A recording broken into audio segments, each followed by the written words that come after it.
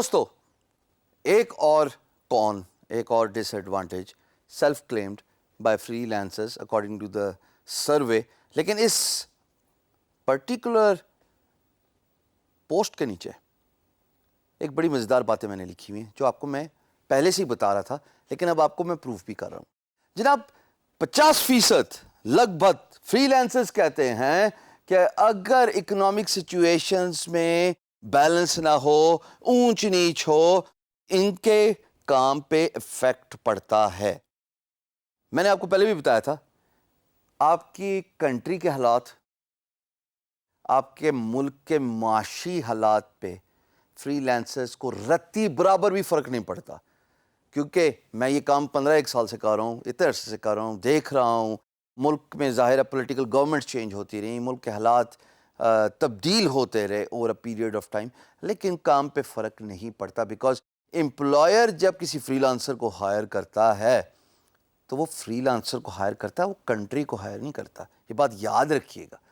آپ اپنے port folio, آپ اپنی اسکل, آپ اپنی بزنس ڈیولپمنٹ اور کمیونیکیشن اسکل, 4 چیزوں سے پہچانے جاتے ہیں.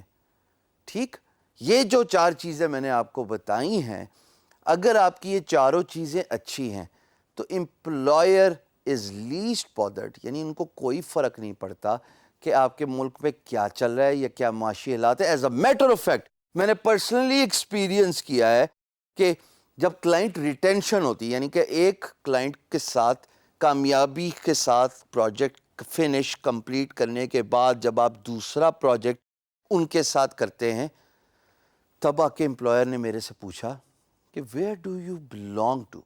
میں نے کہا جی آئی ایم اے پاکستانی. وہ کہتا او پاکستانی, یا I know you got good glaciers and big mountains. اس کو شوق تھا ہائکنگ کا اور ماؤنٹین بائکنگ کا. تو وہ جناب تب آ کے اس کو پتہ لگا کہ میرا تعلق پاکستان سے ہے, وہ بھی پہلا پروجیکٹ کمپلیٹ کرنے کے بعد. اور وہ پہلا پروجیکٹ بھی چھوٹی رقم نہیں تھی, ٹھیک ٹھاک پروجیکٹ تھا.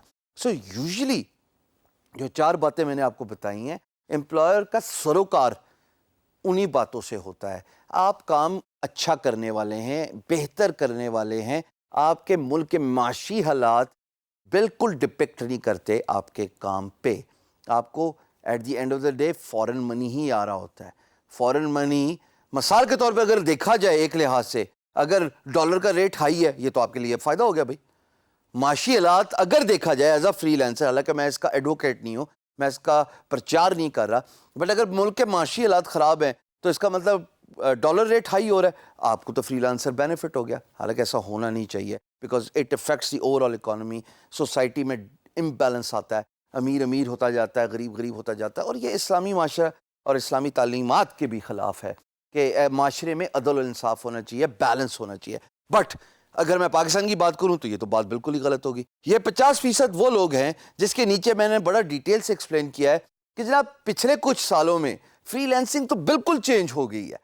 یہ فنومینا ہی تبدیل ہو گیا جو سٹارٹ ہوا تھا, اور اب جو فری لینسنگ ہے, وقت نے فری لینسنگ کو بالکل ڈیفرنٹ پیراڈائم پہ لے گیا ہے. جناب ڈاؤن اینڈ فال ہر شعبے میں آتا ہے, ہر کام میں آتا ہے. اور ایک بات دیکھی جائے کہ فری لینسنگ ایونچولی فورن منی ہے. تو جناب جتنا مرضی جو ہے وہ آپ پہ اکنامک اپس اینڈ ڈاؤنز ہوں, آپ کا ریونیو بڑھتا ہی رہتا ہے.